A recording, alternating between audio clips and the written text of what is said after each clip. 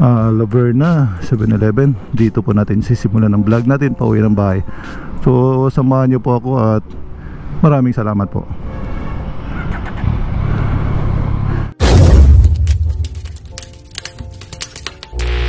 Wow,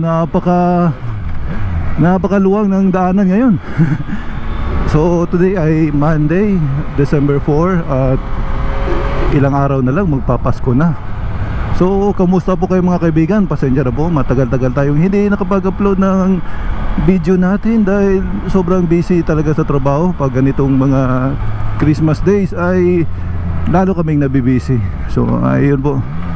At mga ilang araw na dumaan dito sa Davao ay niyayanig, lumilindol po. At kanina lang alas 4 ng madaling araw ay lumindol na naman. So I hope na kayo po dyan sa inyo ay okay po. Dito sa amin sa Mindanao, especially sa may Surigao kung saan ang epicenter ay grabe, matindi.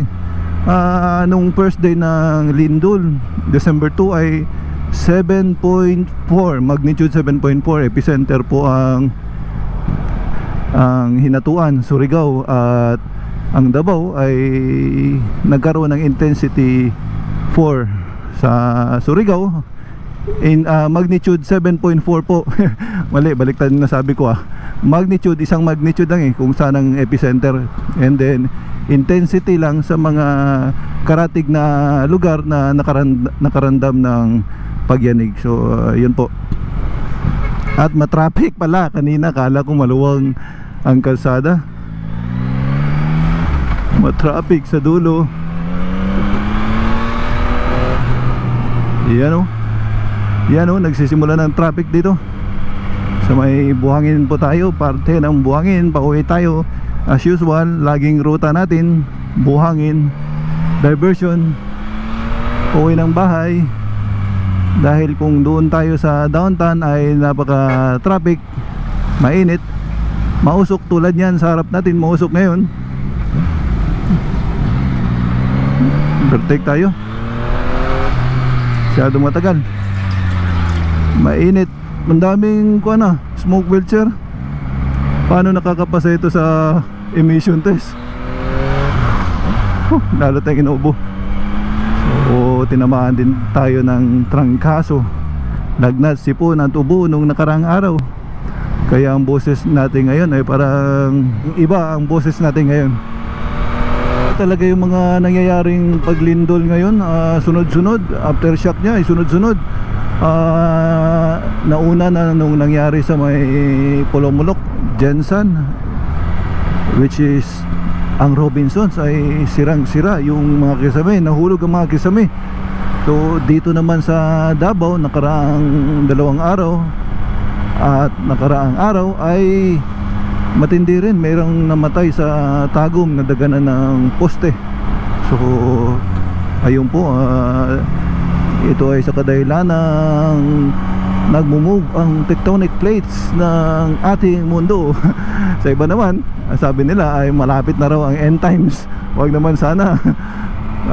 Hopefully may chance pa tayo magbago para patunayan natin sa Panginoon na dapat tayo natanggapin sa Kanya. So wag naman sana end times pa, pero gayon pa man ay lahat ay dapat maghanda, huwag patulog-tulog.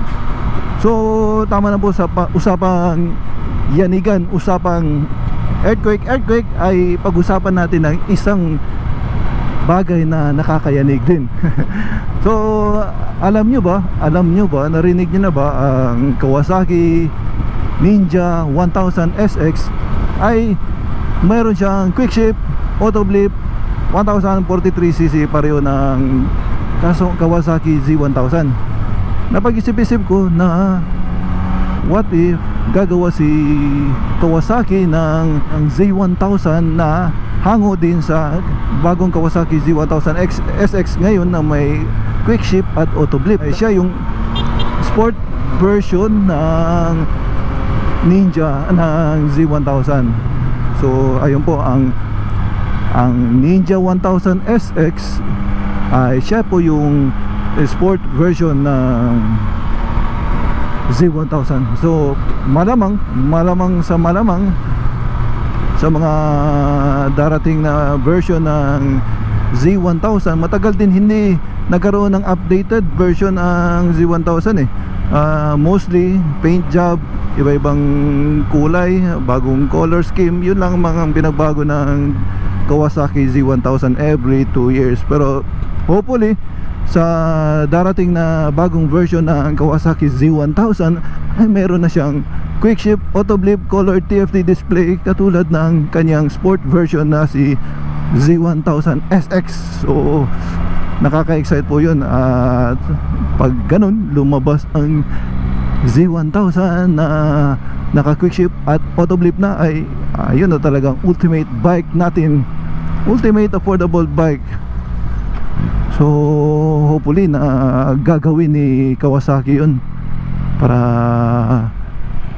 happy naman ang mga Z1000 owners na magkakaroon ng update ang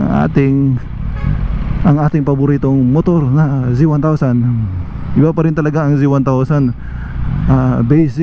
Bassy masyado, brusco at powerful. So masarap siya, masarap compare sa other bike na nasubukan natin. Pero hindi pa naman lahat ng bike ay nasubukan na natin. Mausok. Tingnan nyo, grabe ang traffic papunta, approaching ng underpass, overpass, ginagawang overpass. Nagkukos talaga ng matinding traffic. So ayun po mga kaibigan, talaga nakaka-excite na susunod na lalabas na version ng Kawasaki Z1000 ay sana mayroon na siyang quick shift, auto blip, color TFT display. Kahit na same engine pa rin, pero sana updated na, meron ng quick shift para sulit, swak na. Dahil nagbabalak tayong bumalik ng Z1000, nakakamiss. Iba talaga ang Z1000.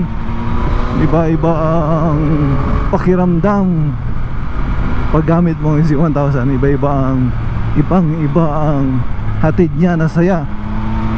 Although ang MT-09 masaya din naman talaga. Masarap siya na bike gamitin. Masarap na motor. Napakagaan, napaka-aliksik. Madaling isingit, masarap patakbuhin. Last terasa sa tayo mga kaibigan. Wala pa akong tulog. Alauna pa ako nagising. Alauna ng umaga ako nagising, nagawa ng reports. Pagdating ng bahay, maligo, matulog. Paggising, trabahong bahay. Sana may konting oras para mag PS5.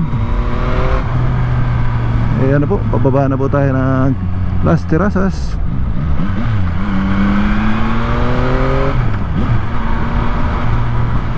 Las Terrazas. Uy, ba't may blinker doon? May emergency. Dalawang ambulansya. Ayun o, barangay patrol. Talon.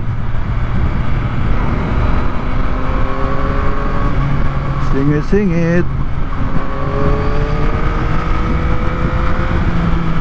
Parang kailangan natin magpalit ang brake pad Medyo naririnig ko na kumakaluskos. Baka manipis na. Sarap talaga patakbuhin ni MT-09. How I wish may extra tayo na budget para dalawang motor natin. May MT-09, may Z1000.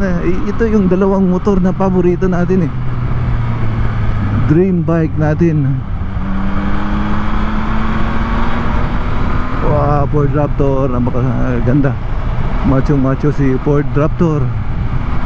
One day sana masubukan natin. May darating tayo na Ford Ranger 4x4 Wildtrak. Ford Ranger Wildtrak, may darating tayo na. So abang-abang po kayo sa ating video. Baka magustuhan nyo ang ating Ford Ranger Wildtrak 4x4 automatic,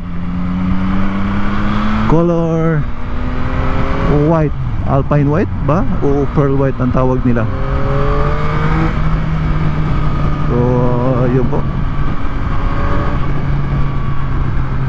sana wala nang lindulan na mangyayari dahil kawawa naman ang mga mapipinsala ng lindol, lalo na sa bayan ng Surigao kung saan ang epicenter,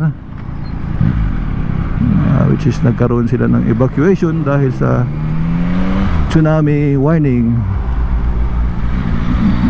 Padaan po muna, pasensya na, antok na kasi ako, kailangan ko na makauwi at matulog.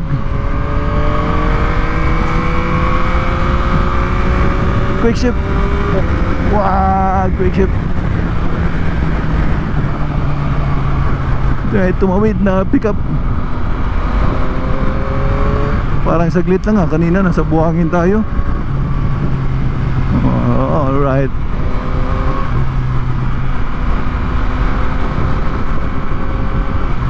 Op, dahan-dahan tayo. Balik na tayo sa pagsuot ng gloves. Ang suot natin ngayon ay ang dati nating Exxon. Magsuot na tayo ng gloves dahil may nag-bash sa atin na foreigner. Motor na tayo ng motor, hindi nagla-gloves, hindi nag-gear. Pag nasemplang tayo ay ubos yung kamay natin. So approaching na po tayo ng Catalunan Grande. Mabilis lang ating biyahe, parang saglit lang, parang nag-teleport tayo.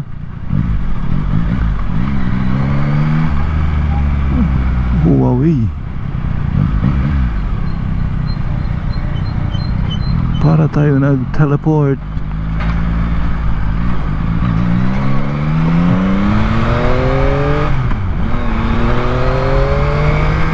Wow, grabe kahit paakyat, ang power niya. Napaka power ni MT-09 kahit napaakyat. At matraffic po. Tingin ko hanggang doon dito sa dulo ang traffic. So putuloy na po natin dito ang video natin para hindi kayo mabagot mga kaibigan.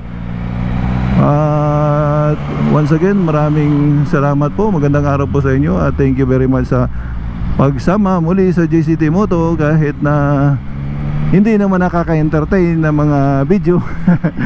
So thank you very much po mga kaibigan. At ingat po kayo dyan sa inyong lugar. So see you in the next vlog.